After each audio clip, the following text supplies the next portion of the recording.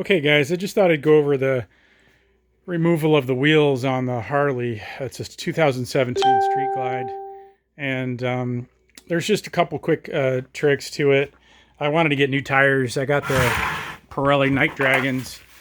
I wanted a softer ride, and this is the front wheel on the 2017. So the quick little tricks to this thing to make it a little easier for you. It's pretty basic. You got your axle here, and that's pretty simple, getting it off with the nut. And you got your spacer on this side. Just take a picture before you take it apart, so you know what's going on.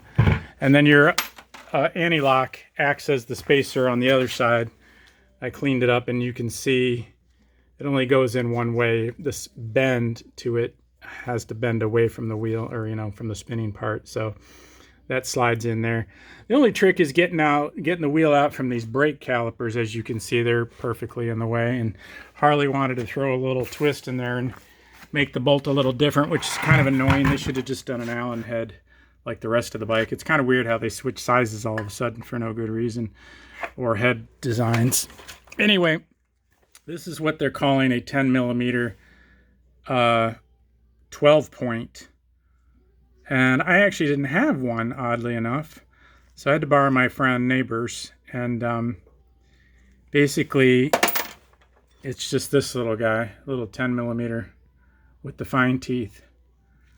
And that worked out well. So to get the wheel out, the one caliper has to come out of the way. You can leave the other one mounted. I left the left side mounted and took off this right side here. And that allows you enough space just to jog the wheel and wiggle it out. I use the wooden blocks just to kind of help you. You can roll it up on there and roll it off of those to lower it and raise it to get it in position. So that's the only trick on the front wheel. Now I'll just go to the rear wheel. It's kind of a pain. I put the caliper in a bag and hung it right here. As you can see, it's down in there just so it doesn't bang on your fender. But back to the rear wheel. Here's your rear wheel. Obviously, you got to have a good jack, and the rear wheel is a little trickier. I learned a few things from other YouTube channels, but I think I'm going to separate this caliper. Luckily, it has nice Allen heads, and then I'll be able to get the wheel in there more easily. Getting it out wasn't too bad. It dropped out, but the trick on this side is you're going to need a 36, which I did not have. Luckily, my friend really pulled through for me today. He had both, this one and that 10, 11, or 12 point. So annoyingly, the pipe is in the way, so I took off my slip-on, and annoyingly, this rack's in the way. Now, some guys are taking the shock mount off and moving the swing arm around to get the bolt out. This side's where you take the nut off, and the other side's where you slide the axle out. So, taking the slip-ons off is easy, just the one bolt. If they're corroded, you could have trouble, and then you've got these two bolts here. Now, the luggage bracket was in the way to slide the bolt out here unless you do the shock trick and take both shocks off and swing the swing arm. But what I did is I was able to just loosen this. I took the one bolt out and I loosened these. And after I took the slip-on exhaust off here as well, I didn't want to scratch it. I was able to push this up and get it out of the way. So that's one way of doing it. Again, like I said, some guys are removing the shocks and moving the swing arm around and like that. But everything's pretty basic here. This had one spacer on this side, and you have your anti-lock sensor again here.